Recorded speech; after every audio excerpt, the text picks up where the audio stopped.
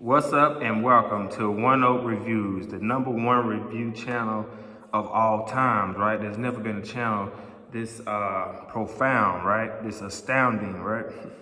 All right, how y'all guys doing today, man? I'm back shooting in a random place. You know, that's what I think I'm gonna do with this channel, like just shoot, videos in random places, right? Can't really tell y'all where I'm at right now, but maybe I will later on. So today we're going to be reviewing the movie Pray for the Devil, right? Now, it's a funny thing about this movie. The only reason why I even wanted to watch this, because I was listening to this podcast. I was listening to a podcast and they said it was people running out of the theater throwing up. And I was like, sign me up. I want to see like what makes everybody want to throw up and stuff like that, right? So I seen the trailer and it was more like a exorcist, demonic demon type thing. That's normally not the movie that I'm into. I mean, I will watch those type of movies, but that's just not something that'll just like kick me in the pants and just make me want to watch it or go to the movie theater, right?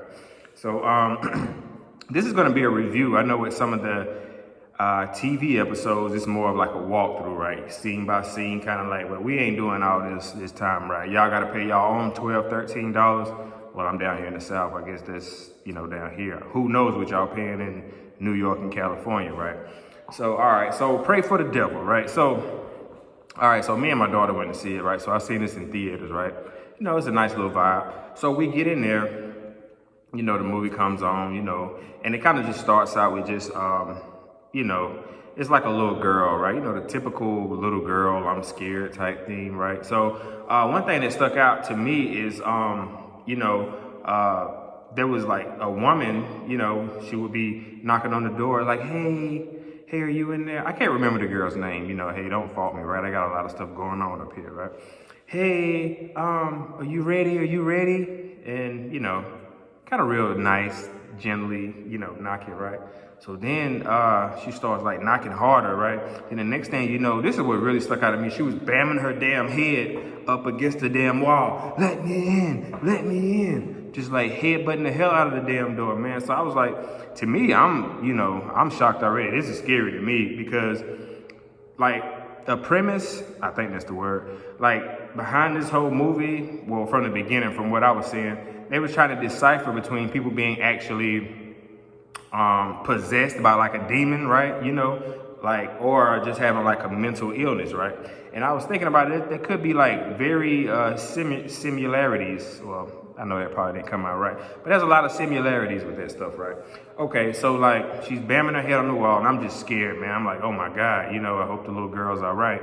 And so, so it kind of started off kind of, out there, right? So she's bamming her head on the wall. And so you come to find out, like that her mom, well, she's saying that her mom was possessed because she's not the same person, right? Sometimes she's gently combing her hair. Oh, sweetie, come here. And then this one scene, like she just like grabbed her hair and was like, I feel sorry for the little girl. I forgot it was a movie, man. You know what I mean? But all right, cool. So I'm kind of like, okay, all right, this might be a good movie, or something to keep my attention, right?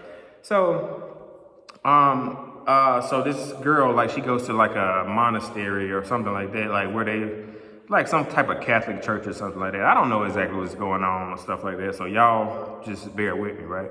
And so, she meets with this woman and the woman is, basically kind of telling her the same thing. Like, hey, this might not be possessed. Now, some people are possessed. Well, I don't even think the woman was saying people can be possessed. She was like, everybody's like a mental illness, right? And so that kind of like contradicts what the girl was saying because she was trying to let the woman know, hey, my mom was, possessed. You know what I mean? Not a damn mental illness, not a damn schizophrenia or whatever the hell is going on. She's possessed, But just like I said, that could be very, you know what I mean? I believe in demons and stuff, but I also believe in, mental health illness. You know what I mean? So it could be either one, right? So that's kind of like the premise, right?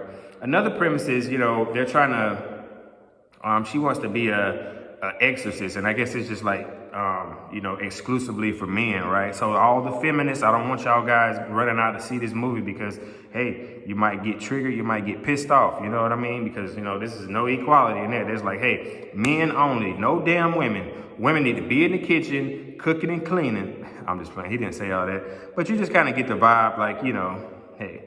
So while she's at this monastery place, right? So she meets this little girl, a little sweet girl who might be possessed, right?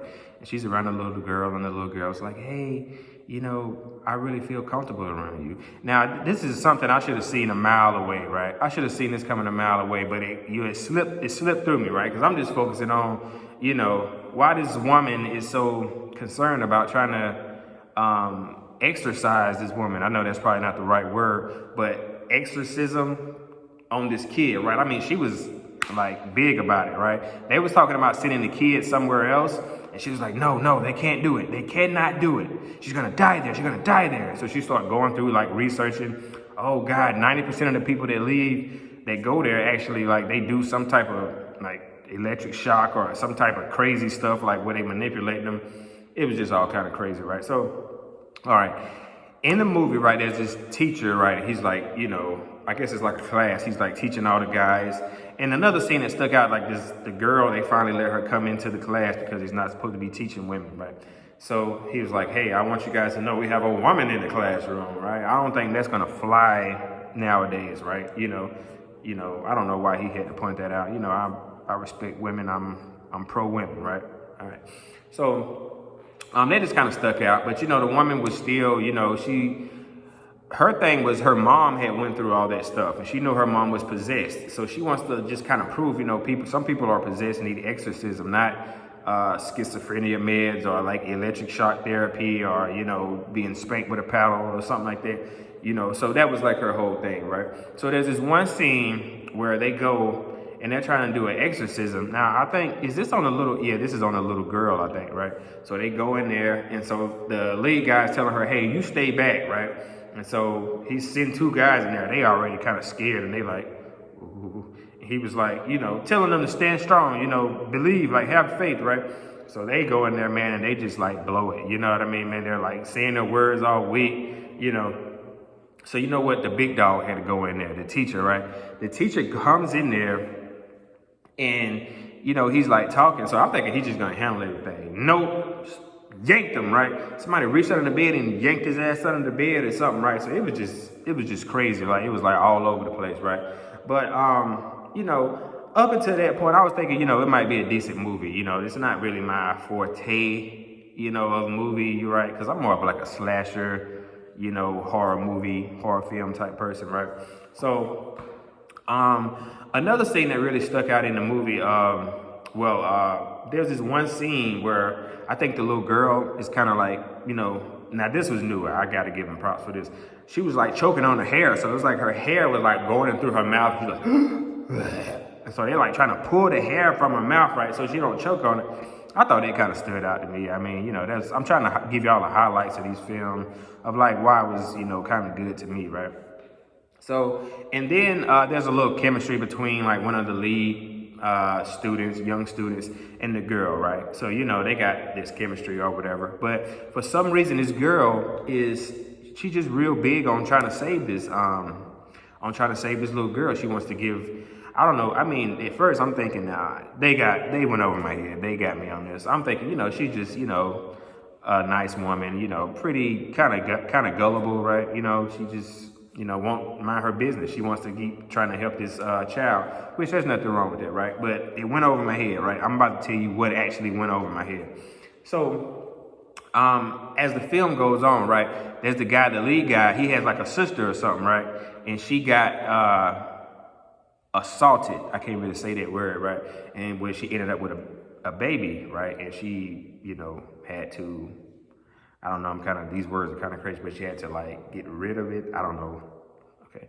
So he was saying she was going through it. He thinks she's possessed now. Other people say, oh, she's just depressed. He's like, no, she is possessed, not depressed, possessed. Come on, man. But nobody would really try to, you know, help him out. They just say, oh, just give her some meds or whatever, you know. But then he started talking to the girl, the main girl. I can't remember her name, man. So I'm sorry.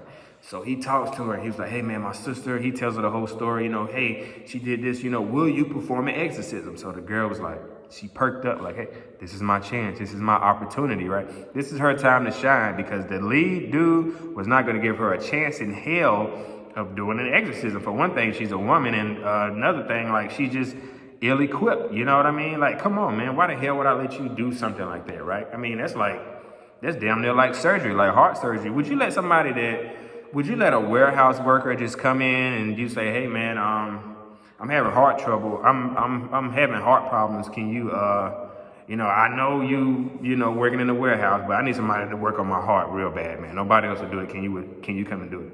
It's kind of like the same thing. Well, not exactly, but you catch my drift, right? So, okay, this is a key part of the movie. So now this is what really kind of got me, right? So she's in there about to do an exorcism on his sister, and it's all kind of crazy stuff going on. Like, you start seeing the stomach just poking up, right? It's like handprints, like a baby's in. I was like, man, I hope they don't. I'm sticking in my mind, like, why did everybody throw up? I'm thinking her stomach is gonna bust the hell open, right? With like all kind of little demons coming out or something like that, man. So I'm kind of like, you know what I mean? So I'm like, dang. So while she's doing the exorcism, the girl said, hey, I'm not the only one that has a secret. I'm not the only one that got rid of my baby. And she looked at her like that, right? So I'm like, oh, okay. She got some tea. She dropped some tea, right? So I'm thinking old girl might have, okay. So, all right, I'm getting too ahead of myself, right? So the exorcism goes fine. She gives her a hug, like, hey, she's stuck in there, was reading, Bible scriptures and like throwing holy water and like holding up crosses and stuff. Like, it's gonna be okay, right? So I'm like, hey man, she's pretty good at this thing, man. I think y'all should give her like an internship, or something, or like a part-time exorcism job or something like that, PRN or something like that, man. She seemed like she did pretty damn good, right? So the girl's just feeling good about herself. She's like, my first exorcism, now I'm ready to go and, exorcism size this young girl, right? So the next day she comes in to the church, or, the monastery. I don't know what the hell's going on. So she goes in there and they're basically telling her, hey, did you do an exorcism on his sister? She's like, yeah. She's like, oh, she committed suicide last night. I said, oh, I was kind of speechless because I thought it went pretty good, right? And so they're telling her, how big of a screw up she is and how much she screwed up or whatever. And so it's just kind of like, dang, man. So I guess that's when we find out, she had a baby when she was young, right? You know what I mean? She was 15. She was like, I was 15. I was partying all the time. And, I just got knocked up. And, I just had to. And they showed a scene of her giving the baby away. Now, I got a little young baby, man. So all these baby scenes, man, it's kind of like touching me, man. So I was, when she was crying, giving her baby away, I had my Kleenex. I was weeping and stuff, too. You know what I mean? I had to carry some Kleenex with me. So, it's very sentimental part. So, but that's what I'm saying. This stuff kept going over my head, man. Now, this is what went over my head. Come to find out, the little girl, and she keeps trying to do the exorcism side too, is her damn daughter, right? I know that was a cliche type thing about the movie, right? It's a damn daughter, man. I'm thinking like, how did I miss that? I'm supposed to be the movie person, but how the hell did I miss that, right? So, eventually, I think they try to do an exorcism to the girl or something, and it's all kind of wild, bat shit, crazy stuff going on. And so I think the main girl, she gets possessed, right? And she's like going wild or whatever. And hold on, before I get back, there was this one scene where like somebody was pulling like that piece of hair out of their eye. Now I'm not talking about like an eyelash, like a long freaking lock. Like, I don't know, that was just kind of crazy to me, right? So so what happened after that? I don't know. So, so the possession went back into the main woman, right? So, the child's free, the child's good, or whatever, she's doing this for a child, right? And so, it seems like everything is all fine and dandy, right?